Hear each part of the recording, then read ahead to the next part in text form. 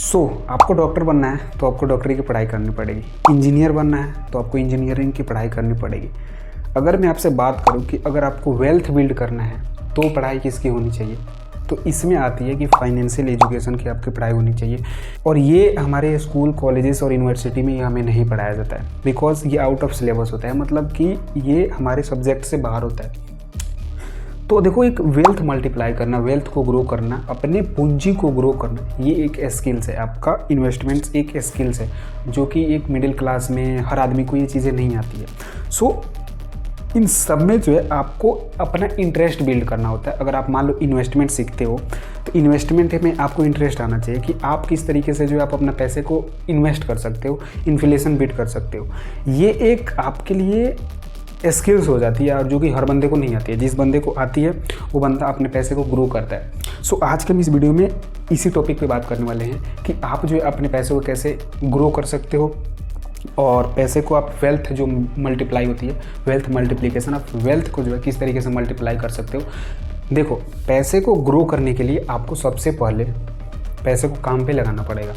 तो जब काम पे लगाना पड़ेगा जब ही आपका पैसा ग्रो होगा। अब एग्जांपल के लिए मैं आपको बताता हूँ कि आप जो है जब मेहनत करते हो, जब काम करते हो, जो भी आप कमाते हो, इसी तरीके से जब आप पैसे को मेहनत करने दोगे, पैसे को काम पे लगाओगे, तभी जाके जो है आपका पैसा मल्टीप्लाई होगा। हम आज की इस वीडियो में हम इसी टॉपिक पे बात करने वाले हैं कि आप अपना पैसा किस तरीके से ग्रो कर सकते हो और पैसे को कहाँ कहाँ पे जो काम लगाओगे, कहाँ कहाँ पे जो है आपको पैसे को काम पे लगाना है, जहाँ पे जो है आपको ज़्यादा जो है ग्रोथ देखने को मिलेगा।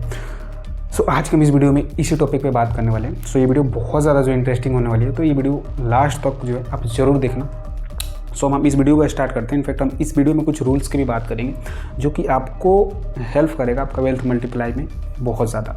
सबसे पहले लोग जो है कहाँ कहाँ पैसे रखते हैं। अगर हम बात करें एक मतलब नॉर्मल इंडियन एवरेज की, तो लोग अपने पैसे कहाँ रखते हैं?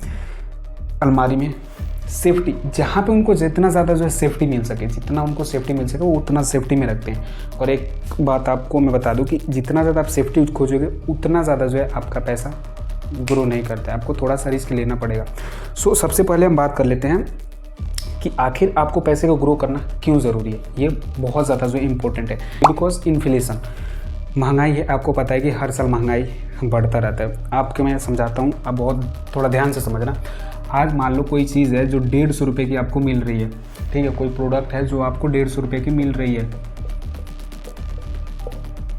अब इस प्रोडक्ट को 150 रुपये में आज मिल रही है, मैं बात कर रहा हूँ ये 2026 में जो है आपको 150 रुपये की मिल रही है। अगर ये प्रोडक्ट, क्या मैं आपसे पूछता हूँ, ये 2027 में 150 का ही मिलेगा? आप थोड़ा ध्यान से समझना कि क्या ये 2027 में 150 का प्रोडक्ट मिलेगा? 2028 में मैं बात कर लेता हूँ, 2028 में जो है क्या ये इतना का मिलेगा, 150 का मिलेगा? आप आज के एग्जांपल से समझ लो कि कोई भी आप प्रोडक्ट खरीदते हो, अगर मान लो 2025 में कोई प्रोडक्ट खरीदा, चाहे वो कोई भी चीज़ हो, आलू हो, प्याज हो, आप किसी से भी रिलेटेड ले लो, चाहे ग्रोसरी से रिलेटेड ले लो और राशन से रिलेटेड ले लो, किसी से भी आप रिलेटेड ले लो। मैं आपसे पूछता हूँ कि क्या वो 2026 में उसका रेट इतना है तो 2027 में उतना जा सकता है? 2028 में इतना ही रहेगा? बिल्कुल भी नहीं रहेगा। इनफैक्ट आप 2025 में जो आइटम खरीदे थे, 2024 में जो प्रोडक्ट आप खरीदे थे, उस चीज़ का आज के डेट से कंपेयर करो कि क्या उसका रेट अभी 150 ही रुपये है? आपका आंसर होगा नहीं, बिकॉज इन्फ्लेशन, महंगाई जो है हर साल आपका 6 से 7% इंक्रीज होता है हर साल। तो अब आप समझो कि आप यहाँ पे कोई व्यक्ति है जो सेविंग अकाउंट में, मैं यहाँ पे लिख रहा हूँ, सेविंग अकाउंट में जो है उन्होंने 1 लाख रुपए रख दिए। इनफैक्ट आप मान लो कि आप ही हो जो 1 लाख रुपए जो है सेविंग अकाउंट में रख दिए हो। तो आपको पता है कि सेविंग अकाउंट में कितना ज़्यादा इंटरेस्ट मिलता है। सेविंग अकाउंट में आपको 2 से 3% पर ईयर आपको इंटरेस्ट मिलता है। तो मैं आपसे बोलता हूँ कि आप 2 से 3% इसको आप बीट कर पाओगे? 6 से 7% को आप महंगाई को बीट कर पाओगे? नहीं कर पाओगे। अभी इसका एग्जांपल ले लो, गोल्ड जो है 2024-25 में आप देख लेना क्या था और आज 2026 में देख लेना क्या था। इसीलिए जो है आपको अपने वेल्थ मल्टीप्लाई में ये बहुत ज़्यादा जो है कॉन्सेप्ट आती है, इन्फ्लेशन बीट। आपको अपने पैसे को जो है ग्रो करना पड़ता है।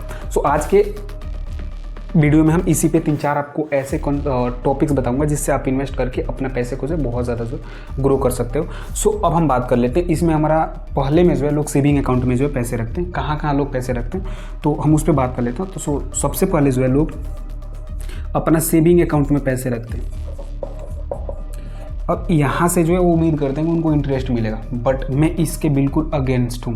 ये मेरे डिक्शनरी में सेविंग अकाउंट है ही नहीं, मेरे डिक्शनरी में सेविंग अकाउंट नहीं है। बिकॉज यहाँ पे आपको जो इंटरेस्ट मिलता है 2 से 3% ये आपके चार्जेस में ही रह जाता है। कैसे मैं आपको बताता हूँ। अब मान लो आपने, हर आदमी का अकाउंट का एवरेज अलग अलग होता है। किसी व्यक्ति का जो मान लो हर महीने 15,000 रुपये कमा रहा है, उसका अकाउंट का एवरेज हो सकता है 2 लाख रुपये, ठीक है।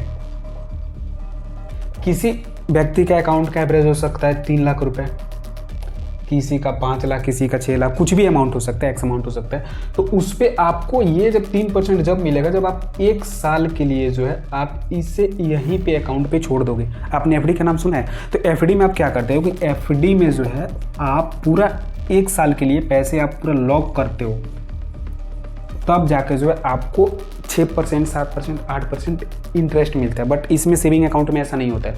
आप पैसे रखोगे, कभी निकालोगे, फिर से कभी रखोगे, कभी मान लीजिए कहीं से आपकी सैलरी आ गई तो सैलरी एक बार में जो हर महीने की खर्च हो जाती है।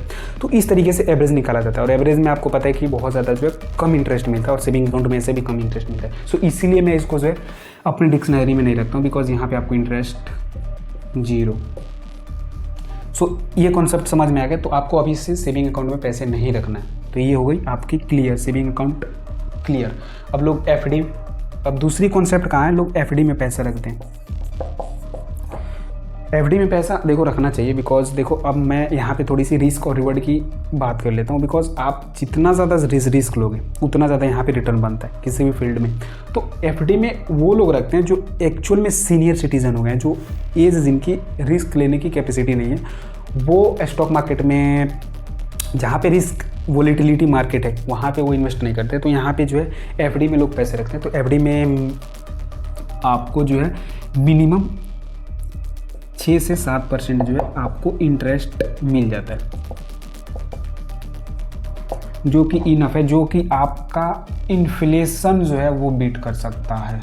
इन्फ्लेशन ये आपको बीट नहीं करता, मतलब उसकी एवरेज से ही जो जब 6%, 7% महंगाई बढ़ेगी तो उसी के हिसाब से जो आपको एफडी में रिटर्न मिलता है। बट आपको इसको भी बीट करना पड़ेगा, जभी तो यार ज़्यादा पैसे कमाओगे। इसको आप कैसे बीट कर सकते हो, हम इस वीडियो में 2-3 और टॉपिक है उस पर हम जल्दी से बात कर लेते हैं, बिकॉज ये बहुत ज़्यादा जो इंपॉर्टेंट टॉपिक है।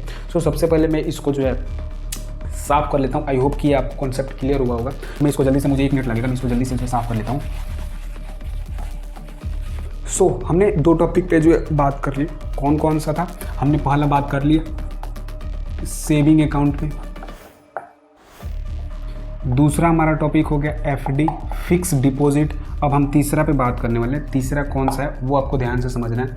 और तीसरा वो चीज़ है जो अब हम धीरे धीरे थोड़ा सा ग्रोथ लेवल पे जा रहे हैं। तो तीसरा वो चीज़ है, तीसरा हमारा आ जाता है लोग जो है बॉन्ड्स में, एलआईसी में, और आप देखोगे जो गवर्नमेंट स्कीम होती है उनमें पैसे लगाते हैं, जिसमें जो है एफडी से जो है उनको ज़्यादा रिटर्न मिल जाता है। बॉन्ड्स में लोग पैसे लगाते हैं, इनफैक्ट एलआईसी में भी जो पैसे लगाते हैं, और जो पोस्ट बैंक होता है उनमें भी जो है लोग पैसे रखते हैं। ये तीनों में जो है लोग ज़्यादा पैसे रखते हैं, मतलब पैसे लगाते हैं, बिकॉज एफडी से थोड़ा सा जो ज़्यादा इन सब में जो है पैसे मिलता है। इसीलिए जो है लोग, अब बॉन्ड्स देखोगे, बॉन्ड्स पे यहाँ पे अगर आपको इंटरेस्ट मिलता है 6%, 7%, तो आपको बॉन्ड्स में जो है 8%, 9%, 10% जो है आपको ईयरली रिटर्न मिल जाता है। तो आप समझो कि यहाँ से, यहाँ एफडी से ये बेटर है। तो इसीलिए लोग बॉन्ड्स में भी पैसे रखते हैं, और एलआईसी में और पोस्ट बैंक में भी जो लोग पैसे रखते हैं।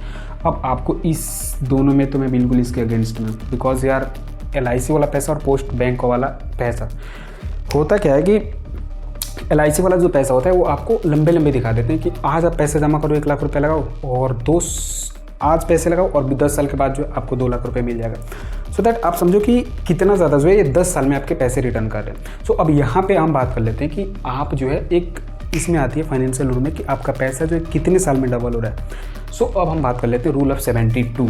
ये बहुत ज़्यादा इंपॉर्टेंट है, रूल ऑफ 72।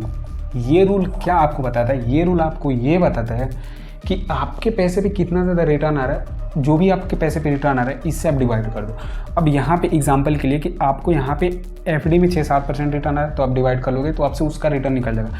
यहाँ पे आपको आ रहा है 8-9-10%, तो आप मान लीजिए यहाँ पे आपको आ रहा है 8%, तो जैसे आप इसको डिवाइड करोगे तो आपके पास 9 ईयर आ जाएगा। तो आपका जो पैसा है वो 9 सालों में जो है वो डबल हो रहा है। 8% आपको इंटरेस्ट मिल रहा है और 9 साल में जो है आपका पैसा डबल हो रहा है। और LIC में आप देखो कि पैसे बात करते हैं कि 10 साल में जो है आपका पैसा डबल होगा।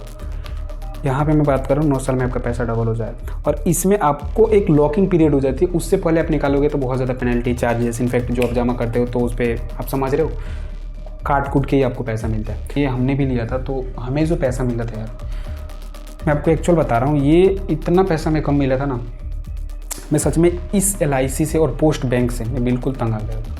आपको पहली बात तो आप पैसे जब निकालने जाओगे तो आपको बहुत सारा ऑफिस का जो चक्कर लगाना पड़ेगा, फिर आपको भेजेंगे वहाँ जाओ, वो साइन करा के लाओ, फिर ये फॉर्म भरो, वो फॉर्म भरो, ये बहुत ज़्यादा जो है लंबा प्रोसेस हो जाता है, आदमी इसमें परेशान हो जाता है। सो इसीलिए मैं बिल्कुल इसके अगेंस्ट हूँ। 3 हमने बात कर लिया, 3 कहाँ लोग पैसे रखते हैं। अब हम बात करते हैं चौथा। यहाँ पे लोग जो है ज्वेलरीज खरीद लेते हैं, गोल्ड और सिल्वर। अब मैं आपको बताता हूँ, जैसे मान लीजिए आप, जरूरी नहीं है कि आप इसको ज्वेलरीज में कर दो, आप जाके जो है इन सब का, अब इसके नेक्स्ट लेवल हम क्या जाने वाले हैं वो बहुत ज़्यादा इंपॉर्टेंट है। तो आप जाके गोल्ड और सिल्वर खरीद सकते हो अगर आपको फिजिकल नहीं खरीदना है तो। मैं बात कर रहा हूँ ETF की, एक्सचेंज ट्रेड फंड, ETF। आप इसमें जाके खरीद सकते हो। अगर आप इस तरीके से गोल्ड खरीदते हो आपको मेकिंग चार्जेस लग जाता है, आपको फिर GST भी देना पड़ जाता है इस पर। तो ये दोनों जो है आप बचा सकते हो अगर आप ETF खरीदते हो तो। और इस पे आपको ईयरली रिटर्न 10 से 12% का जो है आपको रिटर्न मिल जाता है। सो आपको मैंने सेविंग अकाउंट पहले से ही मैं आपको हटा दिया था कि सेविंग अकाउंट पे आपको इंटरेस्ट नहीं मिलता है। दूसरा मैंने बात कर रहा हूँ FD पे, तो FD पे आप अपने रिस्क के हिसाब से जो है यहाँ पे लोग पैसे रखते हैं। बॉन्ड्स में ये होता है कि आपके 3 महीने, 4 महीने, 5 महीने, 6 महीने के लिए आपके पास पैसे आए, तो उस पैसे को जो है लोग बॉन्ड्स में पार्क कर देते हैं, जहाँ से उनको जो है कुछ इंटरेस्ट मिल जाता है। अब एग्जांपल के लिए मान लो कोई बंदा 1 करोड़ रुपए लगाता है, 3 महीने 4 महीने के लिए उसके पास आया, तो उस पर अगर मैं बात कर रहा हूँ 3-4% अगर उसको इंटरेस्ट मिल जाता है तो 3-4 लाख रुपये उसको ऐसे ही बॉन्ड्स में रखे जो इंटरेस्ट मिल जाएगा। बट सेविंग अकाउंट में आप समझ रहे हो, तो इसीलिए जो है लोग बॉन्ड्स में लगाते हैं और सेविंग अकाउंट में आपको बिल्कुल भी नहीं मिलेगा। मतलब अब उसके हिसाब से मैं आपको क्या बोलूँगा, 1% आपको मिलेगा तो उससे अच्छा यहाँ पे 3% आप कमा लोगे, इसीलिए लोग बॉन्ड्स में पैसा रखते हैं। और चौथा वे ऑफ इन्वेस्टमेंट गोल्ड और सिल्वर, जिससे इन तीनों से जो है ज़्यादा रिटर्न मिलता है। फाइनली इन सबसे ज़्यादा जो रिटर्न आपको अब देने वाला है स्टॉक मार्केट में इन्वेस्टमेंट।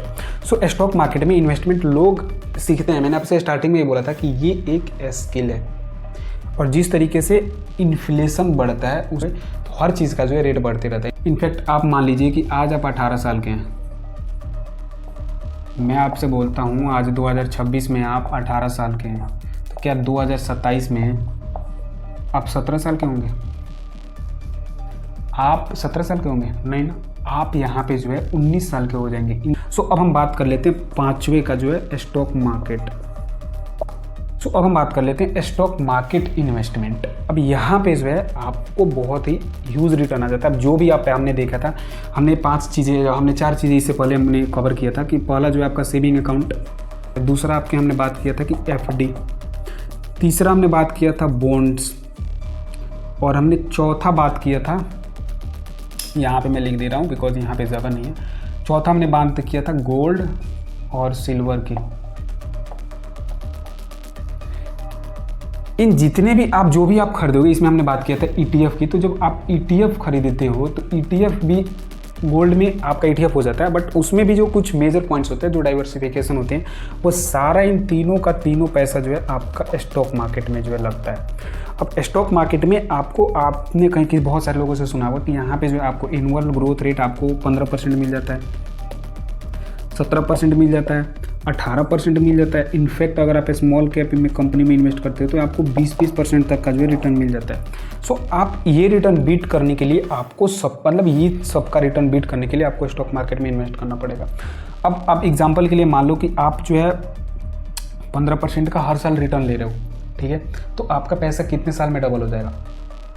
अब हम बात कर लेते हैं, जब रूल हम 72 के बात किए थे, तो आप जो भी 15% आपको मिल रहा है, तो आप 72 डिवाइड बाई आप 15 कर दोगे, तो आपको जो भी निकल के आएगा वो 4.6 या 7 कुछ भी हो सकता है इसमें। मतलब आपका पैसा जो है 5 साल से पहले ही जो है डबल हो जा रहा है। तो आप मुझे ये बताओ कौन सा बेटर है, ये डबल हो जाना या यू वाला बेटर है। बट यहाँ पे आपको थोड़ा रिस्क ज़्यादा होता है। मैंने बात किया था एफडी में, तो यहाँ पे रिस्क और रिवॉर्ड रेशियो की बात होती है। रिस्क और कितना ज़्यादा आप रिस्क ले रहे हो उसी के हिसाब से जो है आपको रिवॉर्ड मिलता है, इनफैक्ट आपको जो है रिटर्न मिलता है। ठीक है, तो आप अगर ज़्यादा रिस्क ले रहे हो तो आपको रिटर्न भी जो है ज़्यादा मिलेगा। और आप एफडी में देखो ना, आप बिल्कुल आपको कोई भी रिस्क नहीं, आपको बोल दिया जाता है कि आपको इतना रुपये मिलेगा, तो उतना जो है आपको फिक्स हो जाता है मिलना। सो दैट ये होती है वे टू इन्वेस्टमेंट। आपके पैसे यहाँ जो इन्वेस्ट हो सकते हैं। इन्वेस्टमेंट यार बहुत ज़्यादा ज़रूरी है, बिकॉज देखो आप अपने लाइफ में ग्रोथ करते हो, ग्रोथ चाहिए तो आपको इन्वेस्टमेंट फर्स्ट ऑफ ऑल करना पड़ेगा। अपने माइंड में इन्वेस्ट कर सकते हो, यहाँ पे भी इन्वेस्ट कर सकते हो, हर जगह पे आप इन्वेस्ट कर सकते हो। तो इन्वेस्टमेंट के लिए आपको फर्स्ट ऑफ ऑल आपके पास डीमेट अकाउंट होनी चाहिए, जो कि मैं लिंक डिस्क्रिप्शन में दे दूँगा। आप वहाँ से जाकर ईजिली और फ्री में जो अपना डीमेट अकाउंट ओपन करा सकते हो, और आप धीरे धीरे जो है स्टॉक मार्केट में इन्वेस्टमेंट कर सकते हो ये रिटर्न आप पाने के लिए। सो फाइनली ये वीडियो को कैसा लगा कमेंट करके ज़रूर बताना।